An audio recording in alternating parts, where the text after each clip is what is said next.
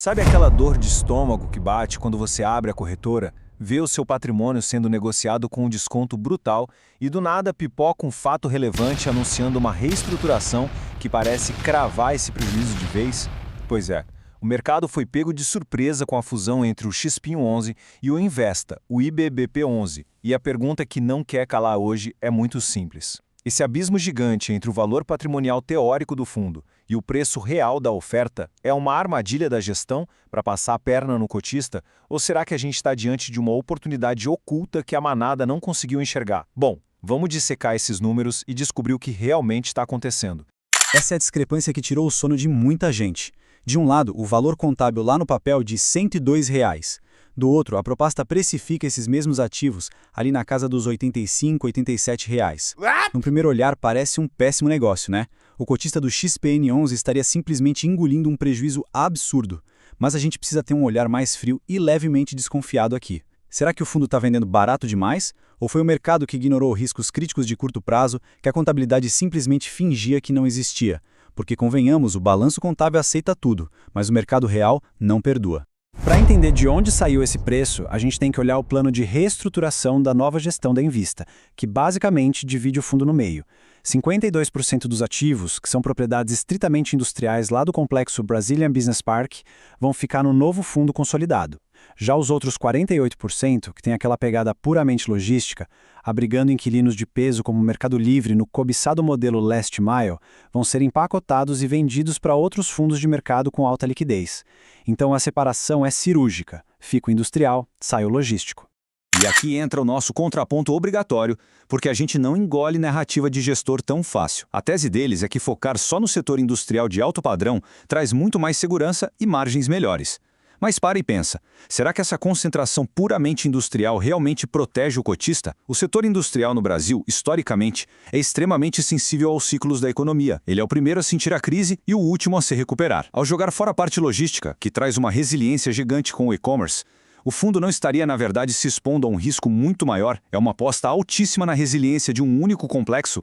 Agora, puxando de volta para aquele preço de R$ 85, a gente precisa fazer uma verdadeira auditoria forense nas desculpas da gestão. E, infelizmente, os dados mostram que os chamados custos ocultos são muito reais e muito salgados. A gente está falando de galpões com danos estruturais pesados causados por maquinário de antigos inquilinos. É telhado perfurado, piso destruído, até necessidade de descontaminação ambiental. Além dessa conta física, tem um rombo financeiro. R$ 8 milhões em inadimplência de empresas em recuperação judicial, como Filtros Fran e Polishop. Esse é o cheque que estava escondido embaixo da mesa. Uau. Afinal, ninguém paga preço de galpão novo no imóvel que está pedindo reforma para ontem. E é exatamente por isso que o choque entre expectativa e realidade dói tanto. Os R$ 102 no papel são o mundo de Bob, o mundo contábil. A realidade física são galpões envelhecidos que exigem CAPEX imediato, ou seja, injeção de dinheiro pesado para a reforma. A gestão jura que absorver o fundo com esse desconto não destrói valor, mas cria um colchão de segurança. A lógica deles é, pagando menos, a gente preserva o caixa do fundo para fazer todas essas obras de infraestrutura urgentes sem precisar passar a tesoura nos dividendos que caem na sua conta hoje. Do ponto de vista puramente técnico, focado no fluxo de caixa, até que faz sentido. Engolir essa pílula amarga de aceitar um valor abaixo do patrimonial foi desenhado para blindar o seu rendimento mensal. Se a gestão tivesse que tirar dinheiro do próprio caixa para consertar telhado pagando o preço cheio do ativo, o seu dividendo ia despencar na hora. A promessa deles é simples. Enquanto a gente moderniza os galpões velhos para atrair multinacionais, você não sente o tranco no seu bolso mês a mês.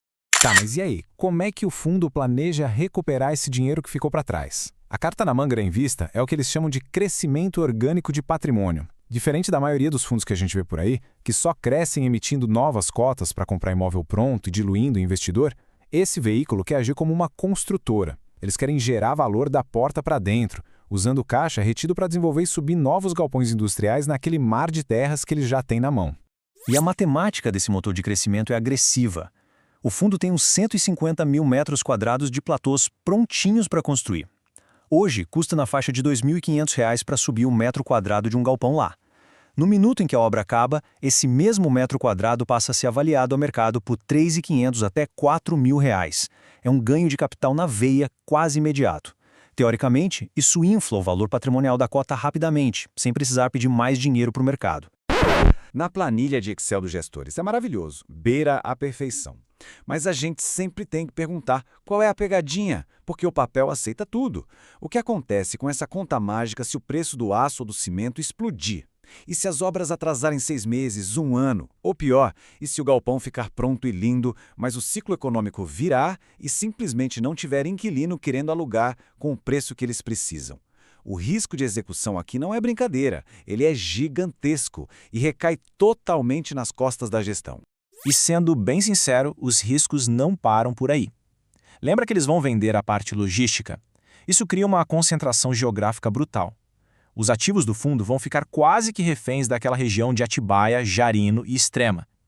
Deu um problema de infraestrutura regional lá, um choque econômico focado, o fundo não tem outra praça para compensar. Para piorar, a saúde do portfólio fica na mão de pouquíssimos contratos gigantes. Se uma multinacional do tamanho de uma Dell ou uma Magna resolve mudar a estratégia global e sair do Brasil, o impacto nos dividendos é direto na veia. Agora eu quero saber a sua opinião sincera. Colocar quase todos os ovos nessa mesma cesta industrial lá no interior de São Paulo te deixa preocupado, achando que é um risco absurdo, ou você enxerga isso como uma oportunidade hiperfocada que pode dar muito certo? Comenta aqui embaixo para a gente debater.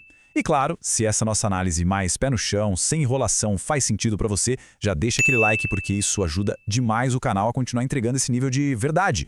E falando em verdade, entender os bastidores, as letras miúdas desses movimentos é exatamente o que separa quem constrói patrimônio de quem vende no pânico e pede dinheiro. É por isso que os inscritos aqui do canal estão sempre um passo à frente. O que a gente mostra na nossa carteira previdenciária não é diário de teoria, são os dados reais, os pingos nos is nos últimos meses. Quem acompanha o Beabá do Dinheiro sabe exatamente o que a gente compra, por que compra e como essa estratégia transparente paga literalmente as minhas contas hoje. É essa tese que me dá a liberdade de trabalhar com o que eu amo, do lado de quem precisa de mim, sem perder noites de sono pensando em boleto. Se você quer ter essa clareza também, você já sabe o que fazer.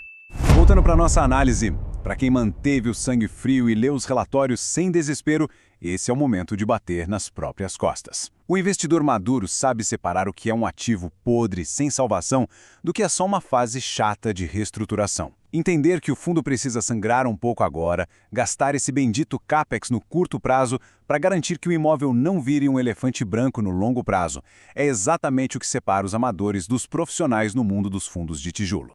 Então, colocando tudo na balança para a gente ir para o veredito. O cenário otimista é sedutor. O fundo vai focar em multinacionais que pagam bem, vai construir galpão a preço de banana gerando valor interno, e tudo isso comprando a parte do XPN11 com um super desconto. Maravilha.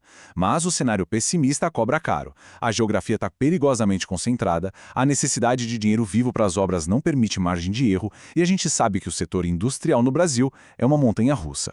É o tipo de ativo que vai exigir que você acompanhe de lupa todo santo mês. Nosso veredito final tem 3 pontos claros. Primeiro, o tombo do preço lá de 102 para 85 não foi um roubo, foi um choque de realidade sobre o estado físico dos galpões e o calote de inquilinos. Uau. Segundo, a mecânica do negócio foi desenhada para proteger os seus dividendos agora, segurando caixa para bancar as reformas. Mas o terceiro ponto é onde mora o perigo. O verdadeiro teste de fogo dessa gestão vai ser conseguir vender aqueles 48% de galpões logísticos por um preço excelente para o mercado. Sem isso, a conta toda pode desandar. E lembrando sempre, pessoal, isso aqui é uma análise crítica. De forma alguma é uma recomendação de compra ou de venda do ativo, tá? A decisão é sempre sua. E a grande dúvida que fica para você pensar é essa. Será que a venda dessa fatia logística gigante vai ser a cartada mestre que vai salvar o dia? Ou qualquer tropeço na negociação afunda esse navio de vez? Pensa nisso. Mas se você quer continuar entendendo o mercado desse jeito direto, já se inscreve no Beabá do Dinheiro. A gente vai seguir em cima dessa história.